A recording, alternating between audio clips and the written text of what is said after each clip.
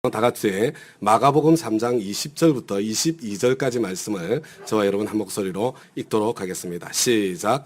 예수께서 집에 들어가시니 무리가 다시 모여들어서 예수의 일행은 음식을 먹을 겨를도 없었다. 예수의 가족들이 예수가 미쳤다는 소문을 듣고서 그를 붙잡으러 나섰다. 예루살렘에서 내려온 율법학자들은 예수가 바알세불이 들렸다고도 하고 또 그가 귀신의 두목의 힘을 빌어서 귀신을 쫓아낸다고도 하였다.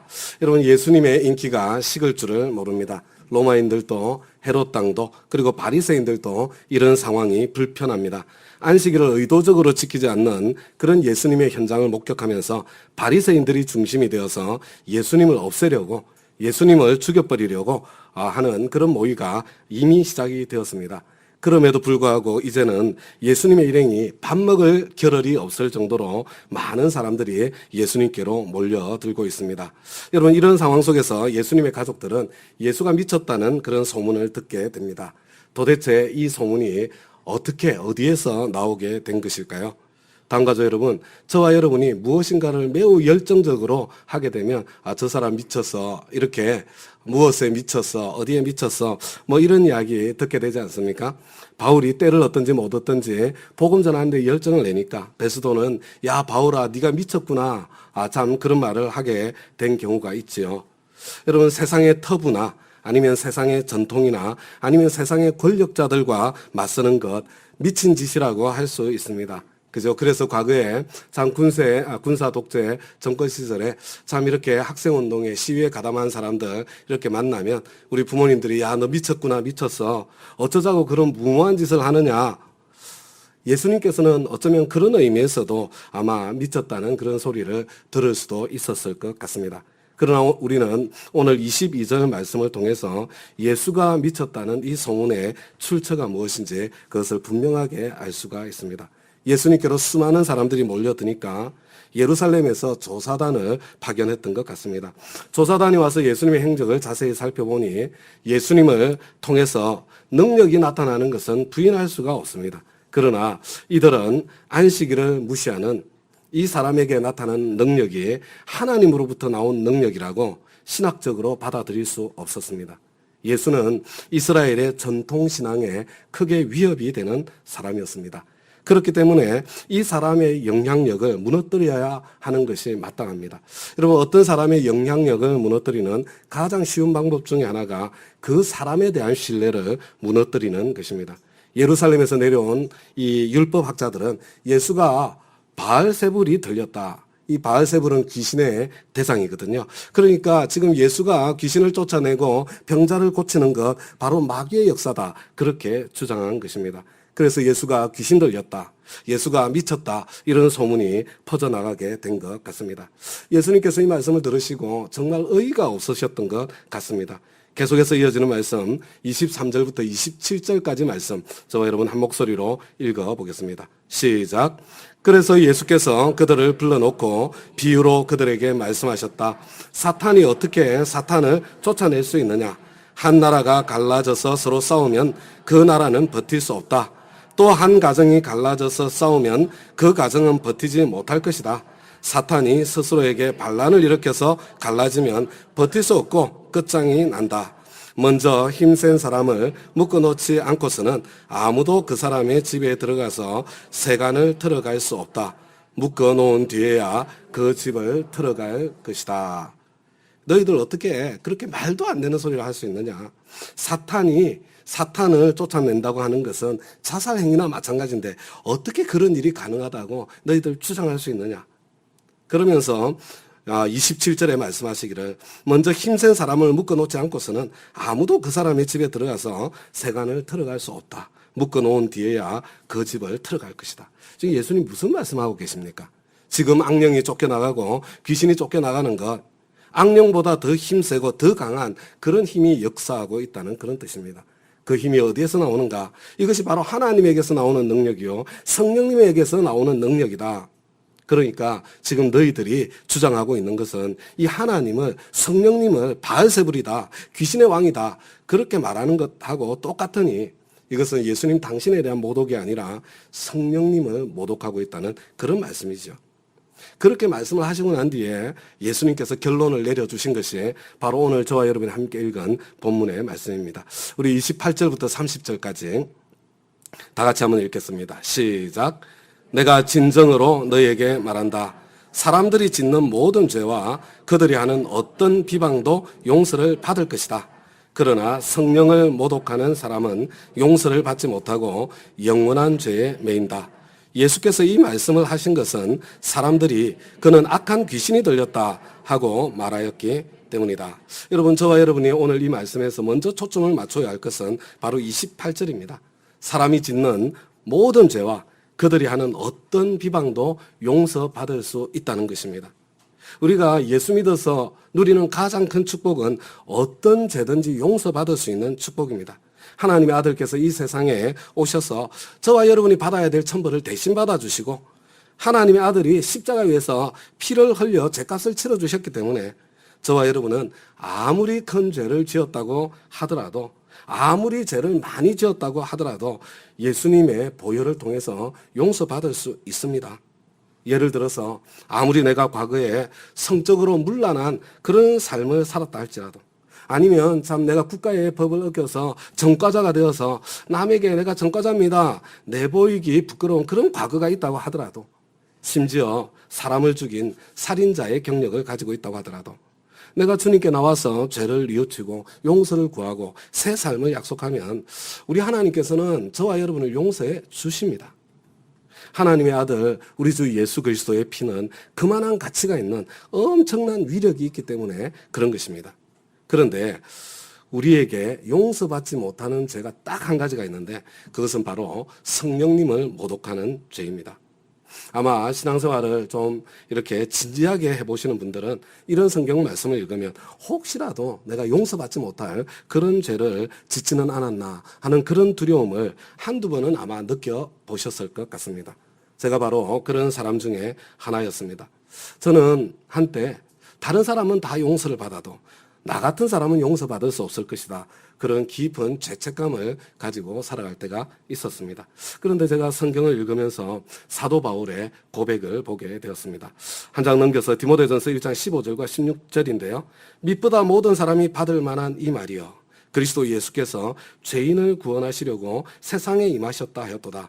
죄인 중에 내가 괴순이라. 그러나 내가 긍휼을 입은 까닭은 예수 그리스도께서 내게 먼저 일체 오래 참으심을 보이사 후에 주를 믿어 영생 얻는 자들에게 본이 되게 하려 하심이라. 제가 이 말씀을 읽으면서 내가 바울보다 더 나쁜 사람인가? 바울은 예수 믿는 사람을 증오해서 감옥에 잡아 가두기도 하고 또 죽이기를 선동하기까지 해서 살인에도 가담한 그런 인간인데 그래서 스스로를 자신을 죄인 중에 괴수라고 고백하는 사람인데 이런 사람조차 용서를 받았고 용서를 받는 정도가 아니라 예수의 사도가 될 수 있었다면 내가 지은 죄는 아무것도 아닌 거 아니야? 그런 깨달음이 한순간에 제 마음에 밀려오는 그런 경험을 하게 되었습니다. 다음 거죠, 여러분. 또 다윗은 어떻습니까? 또 세리마테, 세리 삭개오는 어떤 인간입니까? 또 사마리아 우물가의 그 여인은 어떤 인간이며 여러분 예수님의 발을 눈물로 머리털로 닦았던 막달라 마리아는 어떤 인간입니까? 여러분 그런 사람들조차도 용서를 받을 수 있고 그런 사람들조차도 용서를 넘어서 위대한 신앙인의 삶을 살 수 있다면 여러분 지금 이 자리에 계신 저와 여러분 가운데 그런 사람들보다 더 큰 죄를 지은 사람 정말로 이 자리에 있습니까? 여러분 거의 없을 거예요. 혹시 만에 하나 있다고 하더라도 여러분 그래도 우리 주님의 보혈로 용서받을 수 있습니다. 만일 여러분들 가운데서 혹시라도 내가 용서받지 못할 그런 죄를 지었던 것은 아닌가 그런 두려움이 만약에 때때로 찾아오시는 분들이 이 자리에 계시다면요. 여러분 그 두려움이 내 속에 찾아오는 그 증거가 여러분 무슨 증거냐면요. 여러분들은 용서받지 못할 죄를 지을 수 없는 사람이라는 것을 여러분 그게 보여주는 겁니다. 왜냐하면 이 용서받지 못할 죄는 어떤 구체적인 행위라기보다는 그 사람의 영적인 상태를 말하는 것이기 때문에 그렇습니다. 여러분 여러 가지 죄의 종류를 쭉 열거를 하면서 그 중에 이것은 용서받지 못할 죄야. 그래서 그 죄를 지으면 용서받지 못한다. 그런 것이 아니고요. 이 용서받지 못할 죄는 이 내적인 사람의 마음의 상태입니다. 여러분, 무슨 상태를 이야기하는 것이겠습니까? 회개할 수 없는 상태예요. 회개할 수 없는 상태에 놓여지게 되면 하나님께서는 하나님 앞에 회개하며 어떤 죄든지 아무리 큰 죄, 아무리 많은 죄라도 용서해 주시지만 저와 여러분이 하나님의 용서를 누리기 위해서는 반드시 회개를 해야 하는데 회개할 수 없는 상태에 있기 때문에 용서를 받지 못한다는 그런 뜻입니다. 그렇다면 한 사람이 어떻게 해서 그렇게 회개할 수 없는 자리에까지 그렇게 이르게 되는 것인가? 여러분, 바로 성령님을 모독할 때 그런 자리에까지 이르게 되는 것입니다. 여러분, 요한복음 16장에 보면 한 장 넘겨서 보여주세요. 보혜사 성령님께서 오셔서 하시는 중요한 세 가지 일이 있는데 여러분, 성령님께서 하시는 이 세 가지 일들 가운데 가장 중요한 일, 바로 저와 여러분의 죄에 대해서 깨우쳐 주시는데, 그래서 회개할 길을 열어주시는데 여러분, 성령님을 모독하면 그 길이 닫혀버리게 되는 것입니다. 지금 예수님께서 저와 여러분에게 이렇게 말씀하고 계시는 것입니다. 너희들이 아직 나를 잘 모르기 때문에 나에 대해서 이렇게 말할 수도 있고 저렇게 말할 수도 있는데, 그러나 나를 통해서 일어나고 있는 이 역사가 성령님의 역사라는 거 부인할 수 없지 않냐? 이 성령님의 능력을 성령님의 능력으로 인정하지 않고 그것을 넘어서 사탄의 능력으로, 귀신의 능력으로 폄훼하고 깎아내릴 때는 이것은 성령님을 모독하는 것이고, 그래서 그런 사람은 더 이상 죄를 용서받지 못한다, 이렇게 말씀하고 계시는 것입니다. 다음 가족 여러분, 용서받지 못할 죄는 행위를 이야기하는 것이 아니라 상태를 의미합니다. 하나님의 역사가 분명한데도 불구하고 하나님의 역사라는 것을 받아들이지 않고 인정하지 않는 그런 상태입니다. 한 걸음 더 나아가서 이거 성령님의 역사라는 게 명백한데도 불구하고 그것을 하나님과 성령님의 역사를 인정하지 않고 악령의 역사라고 깎아내리는 이런 사람의 마음은 점점 강팍해지고, 그래서 더 이상 회개할 수 없는 그런 자리까지 이르게 되는 것입니다. 그래서 오늘 이 자리에 계신 저와 여러분은요, 용서받지 못할 죄를 지을 가능성이 없어요. 거의 없습니다. 여러분, 마음 놓으시기 바랍니다. 오히려 여러분, 이런 죄를 지을 수 있는 사람이 있다면요, 아마 바리새인들과 같은 그런 신학자들일 가능성이 많이 있습니다. 특별히 성령님께서 강력하게 역사하고 계시는데도 너무 쉽게 확인조차 제대로 하지 않고 그냥 이단으로 단순하게 몰아버리는 사람들, 성령님의 역사를 악령의 역사라고 쉽게 규정지어버리는 이런 사람들이 바로 용서받지 못할 그런 죄에 빠지게 되는 것입니다. 그러나 저와 여러분에게는 용서받지 못할 죄까지 지을 가능성은 거의 없지만, 그러나 하나님의 역사를 하나님의 역사로 인정하지 않아서 저와 여러분의 마음이 강팍해져서 하나님의 은혜에서 멀어질 가능성은 얼마든지 언제나 있습니다. 여러분, 예를 들면요, 우리 교회는 뭐 그렇지 않지만 여러분, 때때로 어떤 교회에서 목사님과 성도님들 사이에 분란이 생겼다, 그런 이야기를 듣게 되죠. 그래서 성도님들이 목사님을 비난하고 공격하고 매도합니다. 그런데 실제로 정말로 그 목사님이 뭐 사탄의 종이라든지 뭐 그렇다면 그런 비난을 하고 그런 공격을 해도 문제가 없습니다. 그러나 그 목사님이 여러 가지 부족함이 있고 결점이 있다고 하더라도, 그것이 사실이라고 하더라도 하나님께서 쓰시는 사람이라면 그러면 그때는 문제가 큽니다. 왜냐하면 그분을 공격하는 것은 그분을 쓰시는 하나님을 공격하는 것이 될 수 있기 때문에 그렇습니다. 그분의 사역을 부정하고 인정하지 않는 것이 그분 안에서 역사하고 계시는 성령님의 능력을 부정하고 인정하지 않는 것이 될 수 있기 때문에 그렇습니다. 여러분, 만약에 저와 여러분이 그런 자리에 서게 되면 우리의 마음이 강팍해집니다. 일단 마음이 강팍해지면 어떤 말씀도 마음에 와닿지 않습니다. 어떤 간정을 들어도 감격이 없습니다. 점점 마음의 평화와 기쁨이 사라집니다. 그리고 남는 것은 분노와 미움밖에 없습니다. 저와 여러분의 마음이 한번 강팍해지면요, 우리의 신앙 성장은 그것으로 끝나고 말게 될 가능성이 많습니다. 그런데 여러분, 이것은요, 단지 어떤 목사님을 비난하고 목사님을 공격하는 경우에만 해당되는 것이 아닙니다. 여러분, 모든 그리스도인을 비난하고 모든 그리스도인을 비난할 때 다 해당되는 것입니다. 왜냐하면 그리스도인은 누구나 다 목사님만 왕같은 제사장이 아니라 모든 그리스도인들이 다 왕같은 제사장들이고 그리스도의 지체들이고 그리스도의 사역자들이기 때문에 그렇습니다. 그래서 저와 여러분이 다 같은 하나님의 사역자들인데 저와 여러분이 서로를 비난하고 매도하고 공격하면 그것은 그 사람을 쓰시는 하나님을 비난하고 공격하고 매도하는 것이 되는 것입니다. 저와 여러분이 우리 동력자들의 사역을 인정하지 않으면 그 사람을 통해서 일하시는 성령님의 능력을 인정하지 않고 부정하는 것입니다. 그러면 여러분 똑같이 저와 여러분의 마음이 강팍해집니다. 당가족 여러분, 이미 그런 경험 해보지 않으셨습니까? 교회에서 같이 신앙생활하는 사람, 뭔가 못마땅한 사람이 있죠. 그래서 마음에 비난하고 공격하기를 한번 시작해 보시기 바랍니다. 그럼 나에게서 어떤 일이 생기던가요? 그러면 내가 예배 중에 은혜를 받지 못합니다. 남들은 다 뜨겁게 찬송을 부르고 감격 가운데 예배하는 것처럼 보이는데, 근데 이런 분들 있잖아요. 형제를 못마땅해 하고 비난하고 공격하시는 분들, 오히려 막 예배가 괴롭고 지루한 그런 마음이 찾아옵니다. 마음의 기쁨도 평화도 사라집니다. 그리고 점점 자라가는 것은 분노와 미움뿐입니다. 저와 여러분의 마음이 강팍해지지 않도록 저와 여러분의 마음을 지키는 것이 정말로 중요합니다. 여러분, 그런데 저와 여러분이 교회에서 내 마음이 강팍해지지 않도록 내 마음을 지키기 위해서 가장 먼저 노력해야 할 것이 있다면 여러분, 바로 그것이 우리 동력자들, 우리 성도님들을 서로를 존중해주는 바로 그것입니다. 여러분, 우리가 동력자님, 성도님들을 서로 존중하는 것은 그 사람이나 그 사람이 하는 사역이 꼭 마음에 들어서가 아니에요. 내 마음에 안 들 수 있습니다. 그러나 그분을 구원해 주시고 그분의 부족한 가운데서도 그분을 써주시는 하나님에 대한 경외심 때문에 서로가 서로를 존중하는 것입니다. 저는 이 목사님들 모임에 나가서 어떤 목사님이 다른 목사님을 비난하고 공격할 때 마음이 너무너무 불편합니다. 제가 보기에는 그분이나 저분이나 또 저 자신도 결점이 많고 문제가 많은 그런 사람이지만 그럼에도 불구하고 하나님께서 써주시고 계시는 것인데 그분을 써주시는 분이 다른 분이 아니라 하나님이신데 그렇게 쉽게 비난하고 비판하고 정죄도 되는 것인가, 그런 생각이 제 마음에 밀려들기 때문입니다.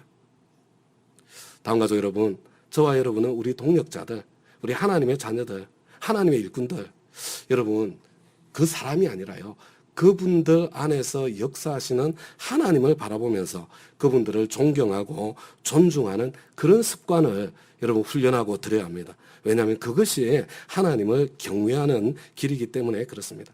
여러분, 제가 장모님 모시고 살고 있지 않습니까? 그런데 저희 장모님께서 저를 부르실 때 제 아들 같은 사위잖아요. 그런데도 늘 저를 목사님이라고 부르세요. 제가 막 때때로 막 불편한 마음이 들 때가 너무 많아요. 그 정도가 아니고 제 아내를 사모님이라고 부를 때가 많습니다. 그저 제 마음이 정말 불편하죠. 그러나 여러분, 저희 장모님께서 그렇게 하시는 것, 여러분 어디에서 무엇 때문에 그렇게 하시겠어요? 하나님에 대한 경외심 때문에, 하나님께서 쓰시는 사람이라고 생각하셔서 그렇게 존중해 주시는 거 아닙니까? 여러분, 하나님께서 저한테는 좀 어색하고 불편하지만 그 마음을 아름답게 받아주시지 않으시겠습니까?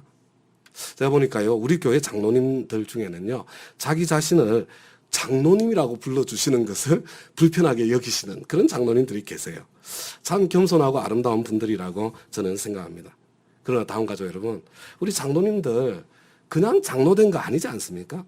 다음 가족 여러분들이 하나님 앞에 기도하고 투표로 뽑아 세워주시고 하나님께서 그것을 인정해 주시고 그리고 또 교회와 노예를 통해서 그 권위를 가지고 통해서 하나님께서 장로님으로 세워주셨으니까 여러분, 그분들을 장로님으로 세워주신 하나님을 경외하는 마음 때문에 장로님들께 합당한 존경심을 표하는 것이 마땅하지 않겠습니까?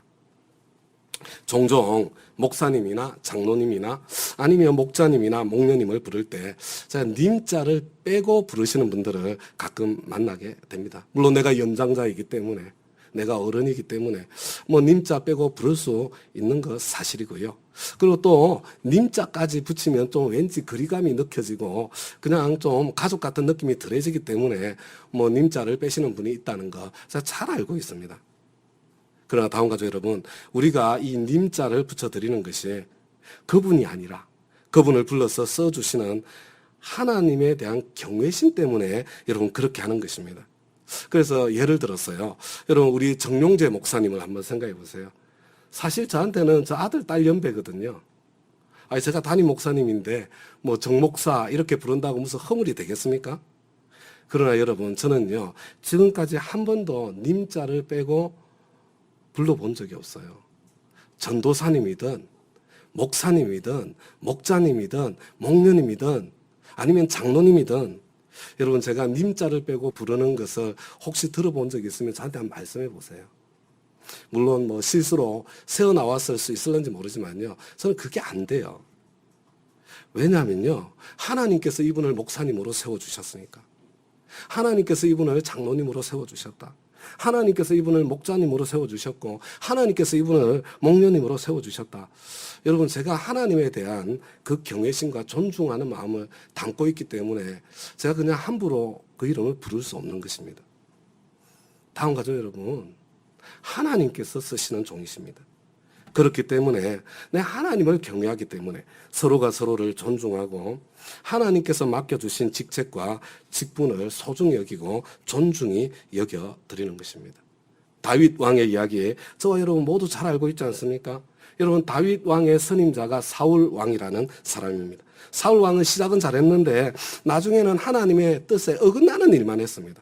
게다가 다윗에게 질투심까지 느껴서 다윗을 죽이려고 합니다. 그러나 다윗은요, 맞서 싸울 수 있는 기회에, 심지어 사울을 죽일 수 있는 그런 기회에, 내 손 안 대고도 얼마든지 해치울 수 있는 그런 기회들이 있었지만 그 모든 기회를 끝까지 거절했습니다. 왜 그렇게 했습니까? 하나님에 대한 경외심 때문이었습니다. 지금 크게 실수하고 잘못을 반복하고 있는 사울 왕이지만 이분 하나님께서 세워주셨으니까, 하나님께서 직접 손을 들어 제거하시기 전에는 나는 내 손을 댈 수 없다. 여러분, 이거 하나님에 대한 경외심입니다. 저와 여러분, 나는 성령님을 모독하는 죄는 짓지 않겠다. 이렇게 좀 소극적인 방향 아니면 부정적인 방향에서 접근하지 마시고요. 나는 하나님에 대한 경외심을 내가 기르겠다, 키우겠다. 좀 적극적인 방향에서, 여러분 긍정적인 방향에서 접근할 수 있기를 바랍니다. 왜냐하면요, 하나님에 대한 경외심이 있으면 절대로 성령님을 모독할 수 없기 때문에 그렇습니다. 그리고 하나님에 대한 경외심을 가지잖아요. 그러면 그 사람의 마음은 점점점 부드러워지게 되어 있습니다. 강팍한 마음 사라지게 되어 있습니다.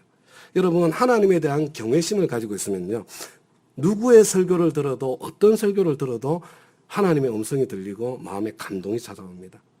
깨달아집니다. 기쁨이 차오릅니다. 하나님의 평화를 맛보게 됩니다. 하나님을 경외하는 마음으로 서로를 대하셔서 하나님의 자녀들을 대하시고 하나님의 일꾼들을 대하셔서 옥토 같은 마음밭이 되어서 언제나 은혜를 누리고 언제나 믿음이 쑥쑥 자라시는 그런 우리 저와 여러분 다 될 수 있기를 간절히 부탁을 드립니다. 다음 가족 여러분, 율법학자들이 예수님 귀신 들렸다 이렇게 말을 하니까 거기에 동조해서 예수님 귀신 들렸다, 예수님 미쳤다, 그런 소문이 퍼져나갔습니다. 예수님의 가족들까지 바로 그 소문을 듣게 되었습니다. 그래서 그들은 예수님을 찾아 나섰습니다. 여러분, 그래서 어떤 일이 생겼습니까? 오늘 여기까지만 함께 나눌게요. 31절부터 35절까지 우리 한 목소리로 한번 읽어보겠습니다. 시작. 그때 예수의 어머니와 동생들이 찾아와 바깥에 서서 사람을 들여보내어 예수를 불렀다. 무리가 예수의 주위에 둘러앉아 있다가 그에게 말하였다. 보십시오. 선생님의 어머니와 동생들과 누이들이 바깥에서 선생님을 찾고 있습니다. 예수께서 그들에게 대답하셨다. 누가 내 어머니이며 내 형제들이냐? 그리고 주위에 둘러앉아 사람들을 둘러보시고 말씀하셨다. 보아라, 내 어머니와 내 형제 자매들이다. 누구든지 하나님의 뜻을 행하는 사람이 곧 내 형제요 자매요 어머니다. 여러분, 이 말씀 자세히 보기 전에요, 다음 가족 여러분, 지금 예수님 귀신 들렸다, 예수님 미쳤다, 이 소문이 들려왔잖아요. 그 소문을 들었을 때 여러분, 그 가족들이 왜 예수님을 찾아 나섰을까요? 여러분, 예수 미쳤다, 이 소문이 들렸을 때 이 가족들이 왜 예수님을 찾아 나서셨을까요? 여러분, 이거 가족이기 때문입니다. 어떤 사람 미쳤다고 이야기하는데 가족이 아닌 누가 그 사람을 찾아 나설 수 있겠습니까? 여러분, 사랑하기 때문이에요. 여러분, 사랑하지 않는다면 뭐 미쳤다는 소리를 듣는다고 누가 그 사람 찾아 나설 수 있겠습니까? 여러분, 이들이 예수님을 찾아 나선 것은요, 끝까지 포기하지 않는 가족의 사랑 때문이었습니다. 그 사랑의 표현이에요. 그런데 그 끝까지 포기하지 않는 가족의 사랑을 가지고 이 가족들이 예수님을 찾아왔는데, 예수님을 찾아왔다는 소식을 전해 들었는데, 예수님께서는 그러면 좀 금방 달려나가서 참 맞아야 될 것 같은데, 그런데 그렇게 하지 않으시고요. 예수님께서 정말 생뚱맞은 말씀을 하세요. 누가 내 어머니이며 내 형제들이냐. 그리고 주위에 둘러앉아 있는 사람들을 쭉 둘러보시면서 보아라, 내 어머니와 내 형제 자매들이다. 누구든지 하나님의 뜻을 행하는 사람이 곧 내 형제요 자매요 어머니다. 사실 저는요, 이 말씀이 정말 이해가 되지 않았어요. 오랫동안 이해할 수가 없었습니다. 아니, 가족 제도는 하나님께서 만드신 건데 하나님께서 지금 가족 관계를 무시하는 것인가? 혈연의 가족 관계보다 신앙의 가족 관계를 더 우선시해야 된다고 지금 말씀하고 계시는 것인가? 하나님의 뜻을 행하지 않으면 혈연의 가족이라고 하더라도 가족이라고 부를 가치도 없다고 지금 예수님께서 그렇게 말씀하시는 것인가? 여러분, 실제로 어떤 지도자들은요, 이 말씀을 그런 방식으로, 그런 방향으로 해석을 해서 가족 관계까지 끊어놓는 그런 사람들도 있습니다. 이 사이비 이단들하고 똑같은 방식으로 해석하는 겁니다. 그러나 다음 가족 여러분, 그렇지 않아요. 이 말씀은 예수님께서 자기 가족조차도 거부했다는 그런 부정적인 의미보다는 가족의 범위를 확대했다는, 여러분, 사랑의 범위를 더 넓히셨다는 긍정적인 의미로 받아들이는 것이 여러분, 사랑이신 우리 하나님께 더 맞는 해석이에요. 우리 하나님께서는 가족을 소중히 여기시는 하나님이십니다. 예수님께서 하시는 이 말씀은 가족끼리만 누릴 수 있는 이 따뜻한 관계는 우리 혈연의 피부처에게만 한정된 것이 아니라 그 범위가 훨씬 더 커지고 넓어질 수 있다는 그런 뜻입니다. 누구든지 나와, 예수님 당신이죠, 가족 같은, 누구든지 예수님 당신과 하나님과 가족 같은 친밀한 삶을 누릴 수 있다. 어떤 사람이 하나님의 가족인가? 바로 하나님의 뜻을 행하는 사람이 나의 가족이고 하나님의 가족이다. 이렇게 말하고 계시는 것입니다. 그래서 저와 여러분은요, 예수님과 가족 같은 관계, 친밀한 관계, 그것을 누리면서 살 수 있어요. 그렇게 살아야 되는 겁니다. 어떻게 해요? 하나님의 뜻을 찾고 하나님의 뜻에 순종하여 하나님 뜻대로 행하면 그 관계를 누리게 돼 있다는 거예요. 그렇게 하면 예수님께서 말씀하시고 약속하신 대로 예수님과 더불어서 가족의 일원처럼 가족과 같은 그 관계 속에 살 수 있는 것입니다. 근데 여러분, 한번 생각해 보세요. 가족 관계는 어떤 관계예요? 가족 관계? 가족 관계의 특징이 뭡니까? 여러분, 가족 관계는 그냥 편한 관계 아닙니까? 그래서 가족들 앞에서는요, 이렇게 옷 안 차려 입어도 되고, 자, 다음 주부터 넥타이 풀고 설교도 될까요? 예, 뭐 이렇게, 뭐 옷 막 이렇게 안 차려 입어도 되고, 좀 편하게 옷을 입을 수도 있고요. 그리고 또 흉 잡힐까봐 막 노심초사하지 않아도 되고요. 그냥 같이 좀 잠잘 때 좀 코 좀 골아도 되고요. 여러분, 가족 관계는 어떤 관계예요? 내가 힘들고 어려울 때 편하게 도움을 청할 수 있는 그런 관계 아닙니까? 남에게 도움을 청하자면 아무래도 혹시 저 사람에게 배가 되진 않을까, 누가 되진 않을까, 그런 거 이런저런 생각이 떠오르지만 가족끼리는 훨씬 더 편하게 좀 도와달라고 요청할 수 있지 않습니까? 여러분, 하나님과 예수님과 저와 여러분의 관계가 그런 관계까지 깊어져 갈 수 있다니까요. 깊어져 가야 된다고요. 또 가족 관계는 어떤 관계입니까? 여러분, 가족 관계는 서로 기쁨과 즐거움이 있을 때 함께 기뻐하고 함께 즐거워하는 관계 아닙니까? 사실 우리에게는요, 기쁜 일, 즐거운 일이 있어도 다른 사람과 나누기가 조심스러울 때가 적지 않게 있습니다. 혹시 내가 이 기도 응답 받은 거 이야기하면 자기 자랑하는 것으로 생각하지 않을까? 뭐 그런 두려운 마음이 생길 때도 있고요. 혹시 저 사람 힘들고 어려운 상황인데 내가 괜히 기도 응답 받은 이야기 했다가 저 사람 오히려 상처받게 되는 것 아닌가? 여러분, 그런 마음 때문에 조심스러울 때가 있지 않습니까?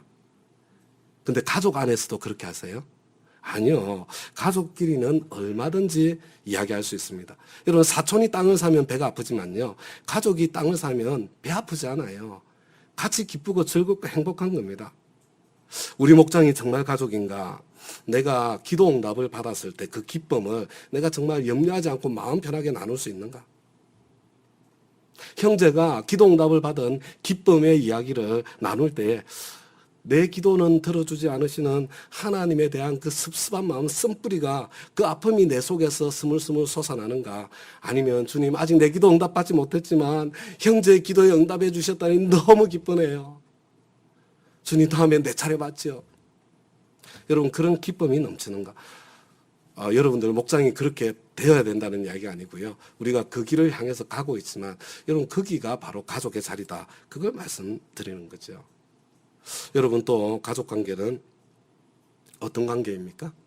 여러분 오늘 본문에서 보시는 것처럼 이 가족관계는요. 남들이 다 포기해도 끝까지 포기하지 않고 끝까지 책임져 주는 그런 관계입니다. 여러분 어떤 사람이 미쳤다, 귀신 들렸다 소문을 들었을 때 누가 그 사람 끝까지 책임져 주겠어요? 여러분 만약에 그런 일이 생긴다면요. 그때는 정말 가족밖에 남지 않습니다. 끝까지 책임져 주는 사람은 가족이에요. 저는 예수님께서 지금 바로 그 말씀을 하고 계시다고 저는 이 본문을 이해합니다. 지금 예수님과 함께 예수님 방에 함께 둘러앉아 있는 이 사람들 누구입니까? 지금 예수님이 귀신 들렸다고 미쳤다고 그런 소문이 돌고 있는 상황입니다. 바리새인 헤롯 당이 예수님을 지금 죽이려고 모의하고 있는 그런 상황입니다. 그럼에도 불구하고 하나님의 뜻을 행하겠다고 예수님과 함께하며 그 비난, 그 조롱, 그 위협, 그 두려움 다 함께 나누고 있는 그죠? 끝까지 서로를 버텨주고 있는 그 사람들 아니에요? 그래서 예수님께서는 바로 그 청중들을 둘러보시면서 너희들이야말로 하나님의 가족이고 바로 내 가족이야. 저 밖에 나를 찾아온 내 가족들이, 혈연의 가족들이 나를 끝까지 포기하지 않고 나를 찾아온 것처럼 나도 너희들 끝까지 포기하지 않을 거야. 나도 너희들 끝까지 책임질 거야. 나도 너희들 끝까지 지켜줄 거야. 바로 너희들이 내 가족이야. 저는 예수님께서 그렇게 지금 선언하고 계시다고 그렇게 믿어지고 그렇게 들립니다. 그러므로 특별히 다운의 목자님, 목녀님, 부목자님 여러분, 그리고 우리 다운 가족 여러분, 크고 작은 어려움에도 불구하고 하나님의 뜻을 따라서 신약교회 한번 회복해보자고 힘쓰고 있는 저와 여러분, 바로 우리 주님의 그 사랑 안에 끝까지 포기하지 않으시는 우리 주님의 가족의 사랑 안에 이미 들어와 있습니다. 우리 주님께서 저와 여러분에게 너희들이 바로 내 가족이야 이렇게 지금 말씀해 주실 것입니다. 그런데 여러분, 저와 여러분이 먼저 그 사랑을 먼저 누려야 되는 것입니다. 여러분, 저와 여러분이 이 주님의 가족의 사랑을 누리지 못하면 여러분 이 사랑의 통로가 될 수가 없습니다. 여러분 그 사랑을 내가 먼저 누리지 못하면 어떻게 돼요? 나한테 남는 건 책임감, 의무감, 죄책감. 그래서 어쩔 수 없이 근근히 버티기만 하는 여러분 불행한 신앙생활을 하게 되는 거죠. 그래서 하나님 아버지 마음을 더 아프게 할 수밖에 없는 것입니다. 여러분 한번 생각해 보세요. 여러분의 아들이, 여러분의 딸들이 책임감, 의무감, 죄책감에 그냥 매여가지고 그냥 막 그렇게 불행하고 힘들고 막 찌들린 신앙생활을 하고 있다고 생각해 보세요. 아빠로서 기쁘시겠어요? 먼저 가족의 사랑으로 나를 끝까지 책임져 주시는 주님의 사랑을 내가 먼저 누려야 여러분 그때 비로소 진짜 신앙생활이 되는 겁니다. 근데 저와 여러분의 문제가 뭐예요? 근데 그 사랑을 어떻게 누릴 수 있는 거지? 여러분 이게 어떻게 해야 내가 그 사랑이 누려질 것인가? 이게 중요한 거죠. 그런데 제가 보니까요, 어떤 분들은 이 하나님의 사랑, 뜨거운 하나님의 사랑을 맛보기 위해서는 무슨 신비한 영적인 체험 같은 거, 이런 것을 해야 된다, 이렇게 생각하시는 분들이 계신 것 같아요. 이런 분들이 하나님의 임재, 이런 이야기 자주 하시죠. 틀린 생각 아니에요. 여러분, 우리는 다음 주일부터 오순절 역사 속으로 우리 들어가면서요. 저는 우리 교회에 그런 신비한 영적인 체험들이 풍성해지고 우리 가운데 이렇게 경험되어지기를 저는 간절히 소망합니다. 그런데 여러분, 그게 전부 다 그렇게 생각하시는 분들, 여러분 어떤 때는 그런 분들의 신앙생활에 심각한 문제가 생깁니다.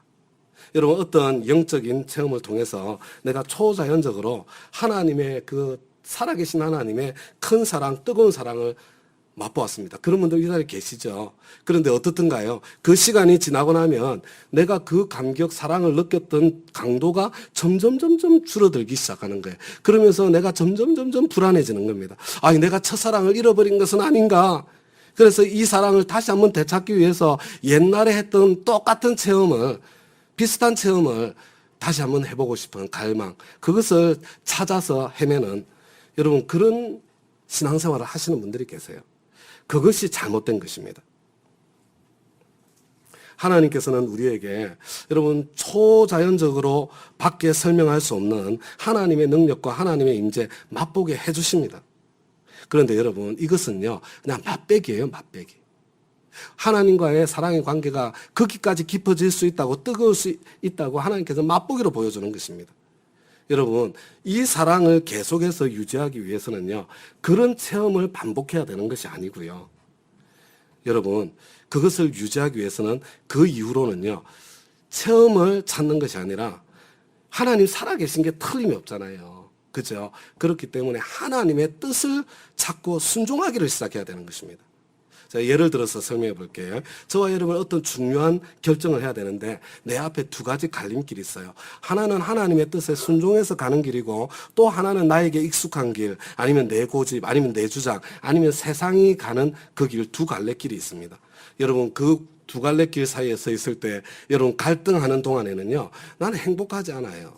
나는 괴로운 겁니다. 그러나 그 갈등 속에서 내가 용기를 내어서 하나님께서 원하신 그 길을 딱 선택을 하는 겁니다. 그러면 어떤 느낌이 들어요? 야, 너 정말 잘했어. 그렇게 내 안에 말씀해 주시는 것 같은 그런 주님의 칭찬 같은 마음이 내 속에서 확 지금 솟아나는 거예요. 또 내가 하나님께 순종해서 결정을 내렸다는 그런 뿌듯함, 그런 기쁨이 내 속에서 확 올라오는 겁니다. 뿐만 아니라 내가 기도를 하면 하나님께서 내 기도에 반드시 응답하실 것이라는 그런 확신 같은 것이 내 속에서 더 강해지는 것입니다. 이제는 내가 하나님의 뜻 가운데 하나님의 뜻을 향해서 가고 있으니까 하나님께서 어떤 상황에도 내 모든 것을 다 책임져 줄 거야, 살펴주실 거야, 그런 안도감과 안식감이 저절로 내 속에서 솟아나는 거예요.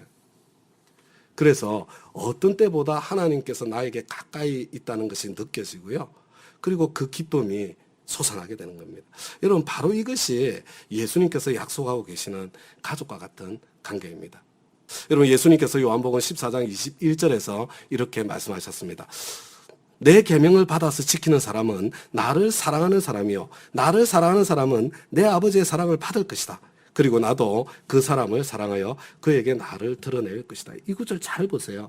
예수님께서 나에게 당신을 드러내시는 길, 저와 여러분이 예수님과 친밀하게 만나고 동행하는 그 길이 무엇인가? 내 계명, 예수님의 계명을 받아서 지키는 사람이라고 말씀해주고 있는 것입니다. 예수님의 말씀을 받아서 순종하여 행하는 사람이 진정으로 예수님을 사랑하는 사람이고, 이렇게 예수님을 사랑하는 사람에게는 예수님께서도 하나님께서도 그런 사람을 사랑하셔서 당신을 나타내 주시겠다고 말씀해주고 있는 것입니다. 그런 사람을 예수님께서 만나주시겠다는 거예요. 그런 사람과 더불어 동행하며 함께 살아주시겠다는 그런 말씀입니다. 그래서 저와 여러분이 예수님과 그런 깊은 사랑의 관계 속에서 계속 살아나가는 삶의 핵심은요, 그 맛배기로 준 체험을 다시 구하는 게 아니고요, 바로 순종입니다. 하나님의 뜻에 순종하는 것입니다. 하나님의 뜻에 순종해야 됩니다. 이렇게 말씀드리면 또 어떤 분들은 야, 내가 이 100% 순종해야 되는 거 아니야? 뭐 이렇게 생각하면서 부담을 느끼시는 분들이 들어 계신 것 같습니다. 근데 여러분, 그렇지 않습니다. 우리 아버지이신 하나님께서는 저와 여러분의 영적 상태도 아시고 신앙의 성숙 정도도 알고 계시기 때문에 여러분, 그것을 넘어서 엄청난 것을 요구하지 않으십니다.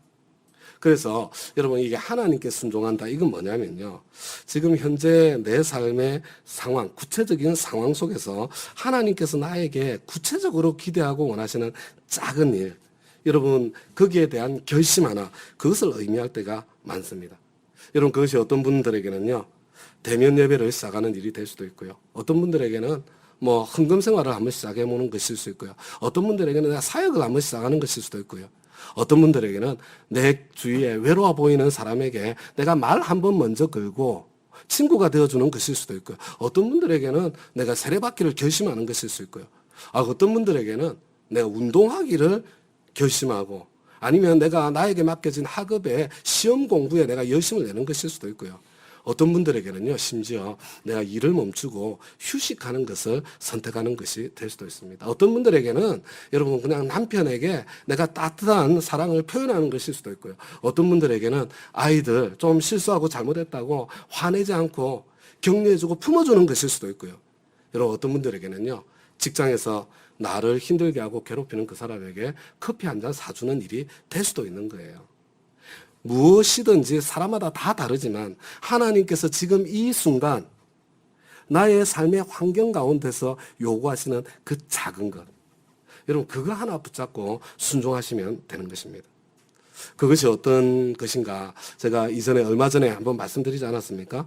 여러분 내가 기도할 때마다 자꾸 떠오르는 생각, 아니면 내가 말씀을 들을 때마다 자꾸 마음속에 걸리는 그 무엇, 여러분 그런 것들이 하나님께서 나에게 지금 순종을 기대하는 바로 그것일 가능성이 많습니다.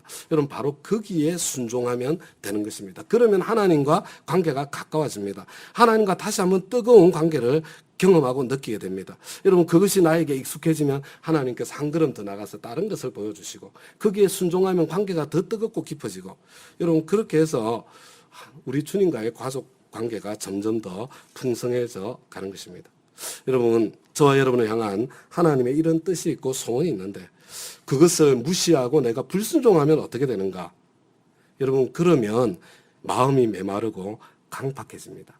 특별히 하나님의 뜻이 있는데 이것은 명백한 하나님의 뜻이라는 것, 그것을 마음속 깊숙이 알고 있으면서도 여러 가지 이유를 갖다 붙이면서 부인하면 마음이 강팍해집니다. 여러분 마음이 강팍해지면 불순종하는 것이 더 쉬워집니다. 그래서 또 불순종하면 마음이 더 강팍해집니다. 그래서 마음이 조금씩 점점 더 강팍해져서 어떤 말씀을 들어도 귀에 들어오지 않는 메마른 상태가 되는 거고요. 그리고 그것이 더 깊어지면 아예 성령님의 음성 자체가 들리지 않는 상태가 되는 거죠. 어떤 감동적인 간증을 들어도 마음이 움직이지 않습니다. 마음의 기쁨은 사라지고 평화가 사라지고 그리고 분노와 미움밖에 남지 않습니다. 다음 가족 여러분, 순종이라고 말씀드릴 때에 크고 엄청난 것을 말씀드리는 것이 아닙니다.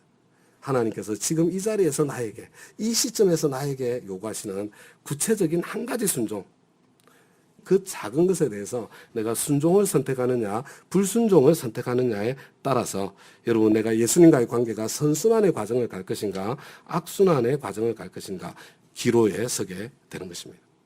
하나님께서는 절대로 저와 여러분이 할 수 없는 것을 요구하지 않으십니다. 하나님께서는 저와 여러분이 결심만 하면 순종할 수 있는 힘과 지혜와 능력을 반드시 주시게 되어 있습니다. 제가 이제 한 가지만 더 말씀드리고 마무리하겠습니다. 혹시 저와 여러분 가운데 교회 생활 오래 하시고 옛날에 하나님 사랑했던 그런 뜨거운 열정도 이전에 이미 있었고 주님께 봉사하는 그런 뜨거운 사랑도 있었는데 지금 이게 다 식어지신 분들 혹시 이 자리에 계시지 않습니까? 이제는 내 마음이 장작 다 타고 남은 잿더미처럼 되어서 불길도 없고 온기도 없고 냉랭한 마음만 갖고 계신 분들 혹시 이 자리에 계시지 않습니까? 여러분 그런 분들 혹시 이 자리에 계시면요 경험해 보셨나요? 저도 경험해 봤습니다. 여러분 혹시 그런 분들이 계시다면 언제부터 그것이 나에게서 시작되었는가 그것을 좀 하나님 앞에서 생각해 보시기 바랍니다. 내 마음이 강팍해지기 시작한 내 마음이 메마르기 시작한 첫 번째 불순종이 무엇이었던가 여러분 그것을 한번 찾아보시기 바랍니다. 여러분 틀림없이 큰 사건이 아니었을 가능성이 많습니다. 여러분 틀림없이요 이것이 하나님의 뜻인 줄 사실은 내 마음속 깊숙이 알고 있었지만 내가 여러 가지 이유를 대면서 이것은 하나님의 음성이 아니라고 내가 지워버렸던 그 사건일 가능성이 많습니다. 이것은 성령님의 감동이 아니야 내가 억지로 무시한 바로 그런 일이었을 가능성이 많습니다. 여러분 그 자리에서 저와 여러분의 마음이 강팍해지기 시작했을 것입니다. 다음 가족 여러분 특별히 제가 아무에게나 말씀드리는 게 아니에요. 정말 헌신적으로 열정적으로 주님을 섬겼는데 지금은 그냥 기억으로만 신앙생활을 하시고 마음이 메마르신 분들에게 자기가 알잖아요. 자기 상태를. 말씀드리는 겁니다. 혹시 그런 분들 계시면 내가 어디에서 출발되었나 첫 불순종 그거 하나님께 보여달라고 가르쳐달라고 기도하시면서요. 그거 생각나게 해주시면 그거 고백하시면 됩니다. 그래서 첫 불순종의 자리에 회개하시고 하나님의 용서를 받으시고 지금 이 자리에서 주님 제가 어떻게 순종하기를 원하세요? 다시 물어서 내가 첫 순종의 발걸음을 시작하시면 됩니다. 그러면 하나님께서 관계를 회복해 주시는 그런 은총의 자리에 불러주실 것입니다. 다음 가족 여러분, 잔소리 같지만 마지막으로 한 분만 더, 한 말씀만 더 드리겠습니다. 우리 주님께서는 영혼 구원하여 제자 삼는 신약교회를 회복하려는 저와 여러분을 이미 가족으로 불러주시고 삼아 주셨습니다. 끝까지 포기하지 않으시는 가족의 사랑으로 저와 여러분을 반드시 책임져 주십니다. 여러분, 지금 내 마음이 메말라서 그 사랑을 누리지도 못하고 느끼지도 못하고 계신 분들, 여러분 제가 다시 말씀드려요. 목장 좀 안 돼도 돼요. 제가 아무리 목장 잘 안 돼도 된다고 이야기를 해도 안 그럴 거라고 믿으시는 것 같아요. 아니에요. 여러분 목장 잘 되는 것보다 여러분들이 행복하게 신앙생활 하는 것이 우리 하나님 아버지께 훨씬 더 소중한 것입니다. 지금 내 마음이 메말라서 그 사랑을 누리지도 못하시고 느끼지도 못하시는 분들은요. 여러분 내가 다른 사람 사랑하려고 다른 사람 섬기려고 여러분 의무감, 죄책감, 책임감 발동시키지 마시고요. 그거 잠깐 내려놓으세요.